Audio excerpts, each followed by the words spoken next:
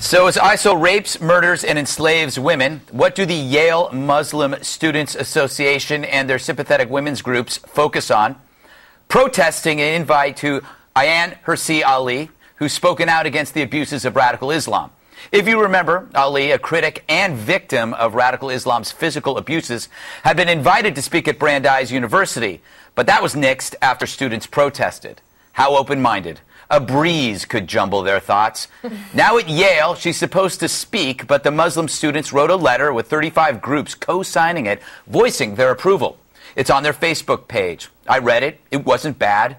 But I couldn't find anything there on ISIL or ISIS or whatever we're calling it these days. By the way, ISIL isn't Islam. That I now stands for IKEA.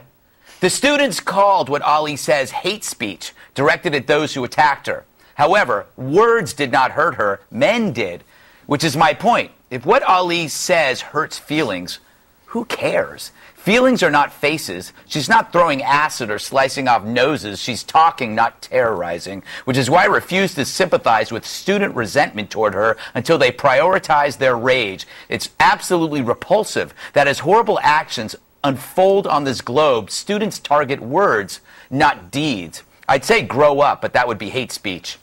Now, Bob, I understand that, these groups don't like Hirsi Ali because they believe she conflates the radicalism that she's experienced with the religion in general.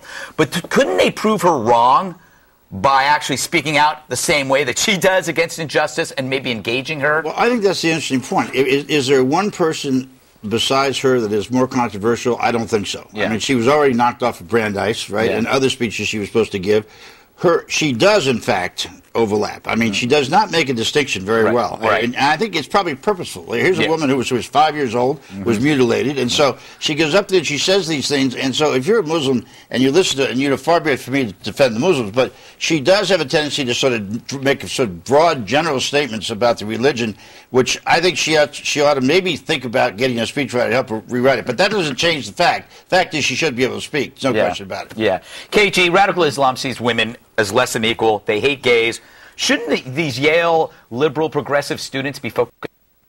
They take issue with some of the tenets of this religion that call for Sharia law to be imposed. And they won't stop until Sharia law is the law of the land, of all lands. And so this is something that they should engage in dialogue and point out, but yet they don't want to hear it.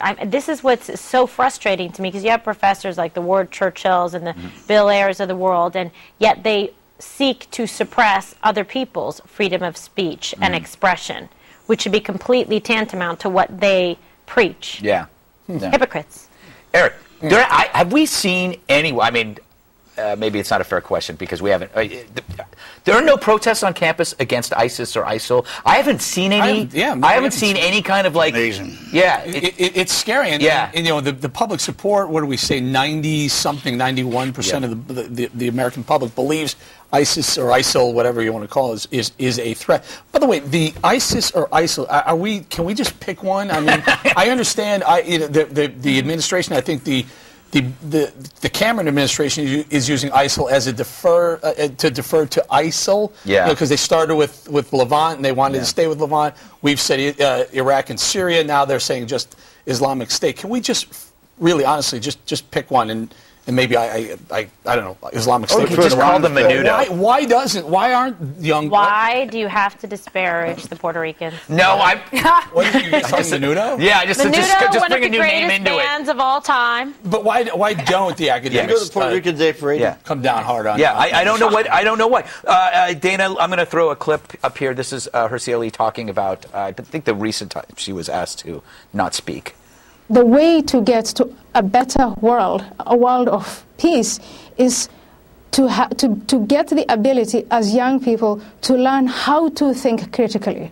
And I know that my presence for the Muslim students in Brandeis and other universities is offensive. It's maybe, whatever they call it, insulting, sometimes they call it, it is controversial. But I thought that's exactly what universities are for. We send our kids to school so that they can be confronted with ideas that they're not comfortable with.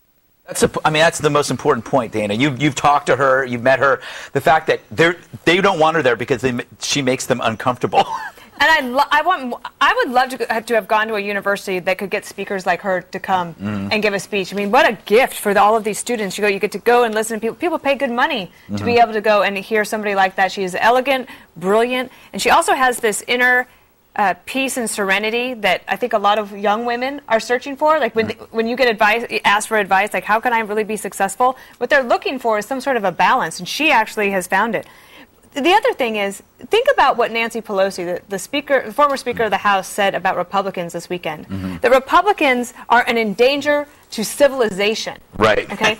What Nancy Pelosi? How is that any different than what Ayaan Hirsi Ali says about the Muslims? And we just laugh at Pelosi, like, oh, come on, that's like more overreach. That's why I think that there are other student groups, and you saw this at Yale a little bit over this week. They've started to push back against the Muslim students and said, we want her to come speak. You guys can have your a different meeting room if you want, but she's coming here. And there was a Yale professor, you can see it on National Review. He's a computer science professor who wrote saying how ridiculous the students were, the Muslim students were, and that they should be grateful that they have someone like her coming to speak. And having said that, I mean, if you read the letter, they do not say she shouldn't speak. They were presenting their resistance to it, and I think they wanted to have afterwards. They wanted to be able to have equal time. As if there was like some sort of debate. Right. Okay, so that where they could get up and they could correct all of the things that she said that was wrong. Right. But that's why you have Facebook. Okay.